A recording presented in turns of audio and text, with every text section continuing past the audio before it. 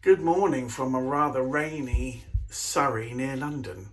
But what's brought a bit of sunshine to the morning is that the latest copy of Voyage has dropped through my letterbox. And I just wanted to do a very quick review about some of the things that I've enjoyed in the journal that I've been reading this morning. I haven't finished it yet, so there's a few things that I'm apologies for missing, but just some of the highlights for me so far. The journal opens with a really interesting article about the Titanic engineers. Now, of course, all of them were lost in the disaster. It's by Mike Poirier, who's written sort of biographies of each one of the engineers and includes photographs of them all. And it really brings home to you how young these fellas were, some of them. I mean, and really also brings home, I think, the fact that people were so moved by that in Southampton that they had that enormous memorial, the Engineers Memorial, built. If you've not seen it, Google it. It's incredible. And they must have felt so passionately bereaved about the loss of those men to do that. So there was that. There's an article about a passenger that I actually cover in my book Titanic Children by Noura Dayer, who was from Syria, what's now the Lebanon.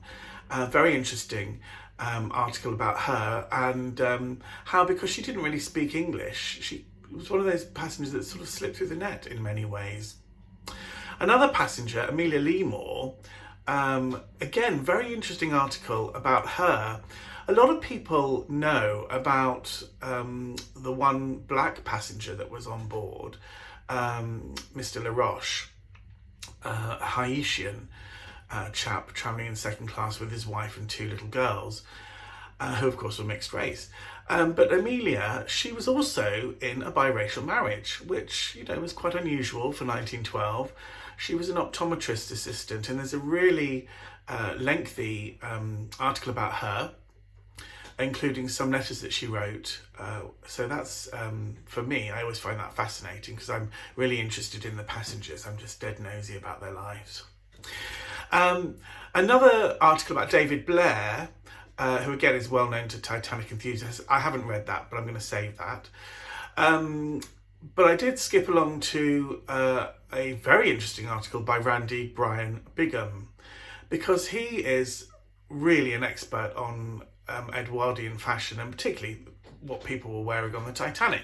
And he does a very, very interesting look, an examination of what first class passengers were wearing in the evening. Now, probably like most of you out there, I just assumed that what I saw in movies like Titanic and Night to Remember and so on was pretty spot on. I had no reason to disbelieve what the costumiers were trying to achieve there.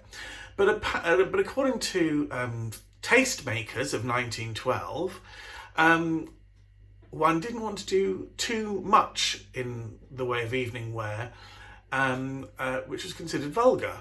So apparently the idea was to slightly play it a bit more down than up, although that did change according to Randy's article within even about a year or two. So that was very interesting. I thoroughly enjoyed that. And again, as with most of the articles that you see in Voyage, they're always beautifully footnoted, so you can always have a look at those. I always find the footnotes sometimes as fascinating as the article themselves. And then finally, there's a book review, a book by George Behe called Fate Deals a Hand. It's reviewed by Brandon Whitted, who himself is a fine author of Titanic material and has done lots of superb articles. Fate Deals a Hand is about some of the card sharps that were travelling on the Titanic and had been across the Atlantic a number of times, and how they operated and how they escaped from the ship and how some of them met a sticky end. Any book by George Behe is definitely worth a look. I consider his On Board RMS Titanic one of the best research books out there. It's definitely in the top 3 with, On a Sea of Glass and so on. So, yeah, that's just a little review of Voyage. Not extensive, it's not everything, there's plenty more in there.